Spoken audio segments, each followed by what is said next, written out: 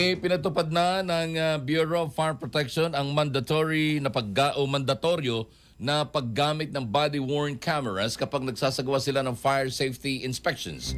Base sa kautusan ng Department of the Interior and Local Government, kailangan suot ang mga camera at recorded ang buong proseso mula sa pag-alis sa fire station, pagbiyahe, actual inspection, pagtalakay sa mga findings at hanggang sa maibalik ang camera sa station custodian.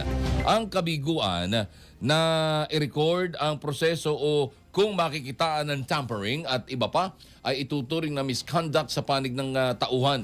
Sa pagsasauli ng camera, dapat ilahad ng fire safety enforcer ang pangalan, ranggo, lokasyon, petsa at oras. Ganun din ang nature ng inspeksyon at ang pangalan ng establishmento. Ang may-ari ng establishmento ay maaari ding mag-request ng kopya ng inspection video sa loob ng 7 o ng tinatawag na 7 working days.